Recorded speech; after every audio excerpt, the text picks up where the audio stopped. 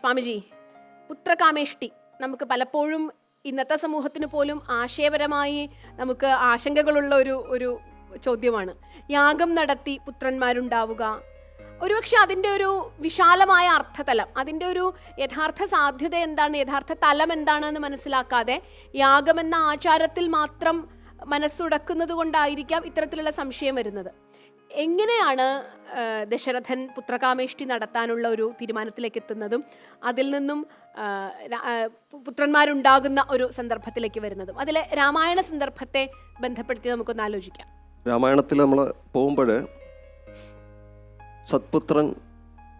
പുത്രന്മാരൊന്നും ഉണ്ടാകാത്ത ദശരഥ മഹാരാജാവിന് ഗുരുക്കന്മാരുടെ ഉപദേശം മൂലം വസിഷ്ഠനും മറ്റും ഉപദേശിച്ചിട്ട് ആണ് അങ്ങനെ ഒരു യാഗത്തെപ്പറ്റിയുള്ള ഒരു ആലോചന തന്നെ ഉണ്ടായത്.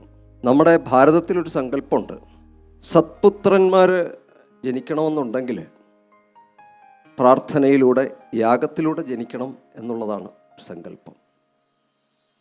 സ്വാമി വിവേകാനന്ദന് ഒരിടത്ത് പറയുന്നുണ്ട്,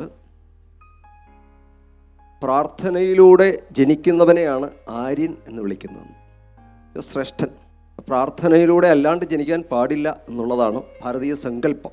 പ്രത്യേകിച്ച് ശ്രീരാമചന്ദ്ര ഭഗവാനെ പോലെയുള്ള ത്യാഗമൂർത്തികളെ ഒരു ഗർഭത്തിലേക്ക് ആവാഹിക്കണമെങ്കിൽ ഒരു യജ്ഞം കൊണ്ടേ സാധിക്കുള്ളൂ, വലിയൊരു വ്രതം കൊണ്ടേ സാധിക്കുള്ളൂ. അത് നമുക്ക് കാണിച്ചു തരികയാണ്.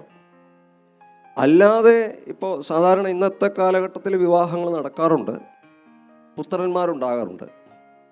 അത് മൃഗതുല്യമായ രീതിയിൽ പുത്രോത്പാദനം നടത്തിപ്പോകുന്നു എന്ന് മാത്രമേ ഉള്ളൂ. അത് സത്പുത്രലാഭം ഉണ്ടാകുമെന്ന് പറയാൻ പറ്റില്ല അതിൽ. പിന്നെ മാത്രമല്ല, നമ്മുടെ ഭാരതത്തിൽ ഈ ഗർഭാധാനം എന്ന് പറയുന്നത് ഒരു യജ്ഞസങ്കല്പമാണ്, വിവാഹ യജ്ഞസങ്കല്പമാണ്. അതേ ഗർഭാധാനം മുതൽ അന്ത്യേഷ്ടി വരെയുള്ളതെല്ലാം യജ്ഞസങ്കല്പത്തിലാണ് ഭാരതത്തിൽ ആ ഭാവന ചെയ്തിട്ടുള്ളത്. ഇന്നിപ്പോൾ നമ്മുടെ ലോകം ഒട്ടാകെ നോക്കിയാൽ ഇപ്പോൾ ജർമ്മനിയിലൊക്കെ ഗർഭിണികൾക്ക് വേണ്ടിയിട്ട് പ്രത്യേക നഴ്സറി ഉണ്ടെന്നാണ്. എന്നാൽ അവരുടെ മനോഭാവം സന്തോഷപ്രദമായിരിക്കണം, ദുഃഖം ഉണ്ടാകാൻ പാടില്ല, ഭയപ്പെടാൻ പാടില്ല, ഇങ്ങനെയൊക്കെ പറയും. കഴിക്കുന്ന ആഹാരം, ഏതുതരം ആഹാരം കഴിക്കണം, എങ്ങനെയായിരിക്കണം അവരുടെ മനോഭാവം.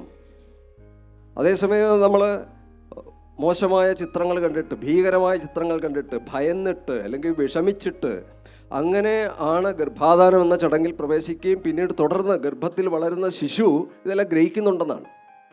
അന്തോണി ഡിഗാസ്പർ എന്ന് പറഞ്ഞ ശാസ്ത്രജ്ഞൻ പറയുന്നുണ്ട്, ഗർഭത്തിൽ കിടക്കുന്ന ശിശു ഇതെല്ലാം ഗ്രഹിക്കുന്നുണ്ട്.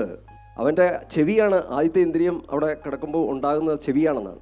അപ്പോൾ അമ്മയിലൂടെ കേൾക്കുന്നതും അമ്മ കാണുന്നതും അമ്മ കേൾക്കുന്നതും അമ്മ മണക്കുന്നതും അമ്മ രുചിക്കുന്നതും എല്ലാം ഉള്ളിലേക്ക് പോകുന്നതെല്ലാം, ഇന്ദ്രിയങ്ങളിലൂടെ എല്ലാം ഉള്ളിലേക്ക് പോകുന്നത് കുഞ്ഞിൻ്റെ സ്വഭാവമായിട്ട് മാറുമെന്നാണ്.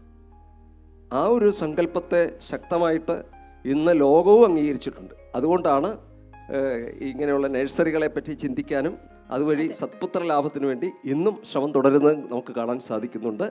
അതിനുള്ള അംഗീകാരം തന്നെയാണ് ഇത് വേണം എന്നുള്ളതും. യാഗവും യജ്ഞവും പ്രാർത്ഥനയും ത്യാഗത്തോടുകൂടിയ ആരാധനയാണ് യാഗം. അപ്പോൾ അത് ത്യാഗം സമ്പന്നമായ, പവിത്രതയോടുകൂടിയ, പരിശുദ്ധിയോടുകൂടിയ മാതാപിതാക്കന്മാർ മുഴുവൻ സമയവും ഈശ്വര വിചാരത്തിൽ കഴിയുകയും ആ ത്യാഗം ശീലിക്കുകയും ചെയ്തുകൊണ്ടുണ്ടാകുന്ന ലാഭമാണ് അവിടെ പുത്രലാഭമായിട്ട് മാറുന്നത്. അവരെ കൊണ്ട് മാത്രമേ ലോകത്തിന് പ്രയോജനം ഉണ്ടാകൂ.